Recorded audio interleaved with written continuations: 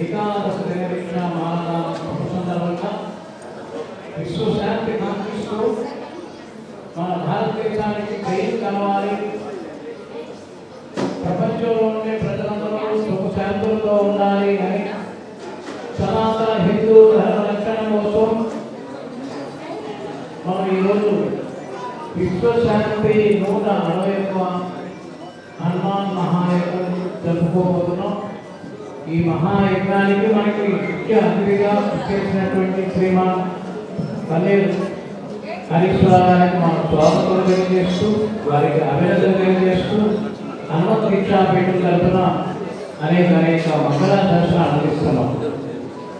ఈ శుభ సందర్భంగా హనుమంతుడి యొక్క శక్తి వారి నిండా సంపూర్ణంగా ఉండాలని, వారి ద్వారా మన రాష్ట్రం రక్షణలో ముందుకు సాగాలి అని ఆంజనేయ స్వామి యొక్క ఆశీర్వాదం ద్వారా వారు ఎన్నో ఉన్నత పదవులకు వెళ్ళాలి, వారి ద్వారా ఈ రాష్ట్రం ముందుకు సాగాలని మేము కాంక్షిస్తూ అనేక మంగళ దర్శనాలు అందిస్తూ జై శ్రీరామ్. ఈరోజు ఈ హోమం దుర్గాప్రసాద్ స్వామిని చేతుల మీదుగా మన సిద్దిపేటలో జరగడం అనేటువంటి చాలా చాలా సంతోషం.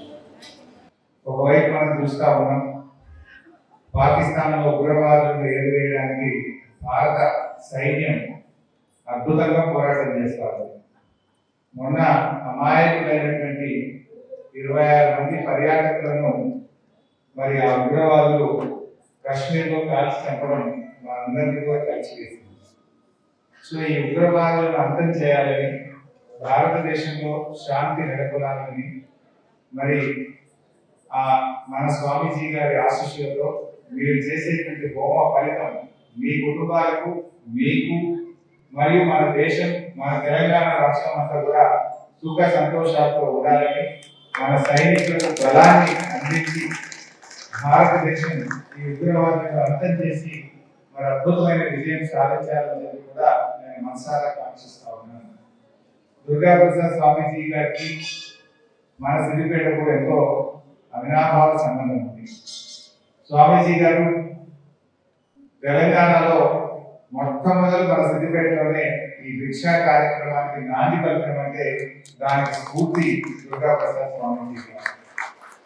ముఖ్యంగా ఈ హనుమాన్ దీక్షకు మరి రూపకల్పన చేసి ప్రజలందరినీ కూడా, ముఖ్యంగా యువతను భక్తి మార్గంలో మంచి సరైనటువంటి నడవడికతో మంచి భవిష్యత్తు కోసం సక్రమంగా నడిచే విధంగా ఈ మాలా కార్యక్రమాన్ని ప్రారంభించి యువతకు ఆ హనుమంతుడి యొక్క మంగళాశాసనాలు అందిస్తూ, హనుమంతుడి యొక్క దీవెనలు అందిస్తూ, స్వామివారి మంగళాశాసనాలు అందిస్తూ మరి ఈ మంచి కార్యక్రమం చేపట్టారు.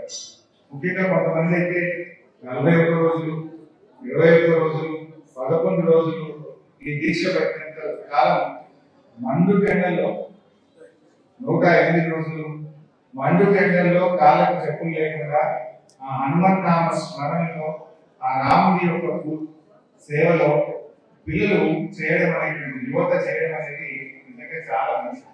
అంటే ఒక విధంగా హిందూ ధర్మ పరిరక్షణ జరుగుతా ఉంది. భక్తి భావాన్ని పెంపొందిస్తున్నారు. ప్రజలను మంచి ఆలోచనలో, చెడు మార్గాలు అనుసరించకుండా, చెడు ఆలోచించకుండా మరి మంచి మార్గంలో ప్రయాణించడానికి ఇది ఎంతగానో దోహదం చేస్తూ ఉంది. మరి అన్నిటికంటే ముఖ్యంగా మరి ఎవరిపైనా సరే ఆ భగవంతుని నమ్మాలి, కష్టాన్ని నమ్మాలి, తల్లిదండ్రుల్ని పూజించాలి. భగవంతుని పూజిస్తూ, తల్లిదండ్రుల్ని పూజిస్తూ కష్టాన్ని నమ్ముకుంటే తప్పకుండా మన జీవితంలో పైకి వస్తాం.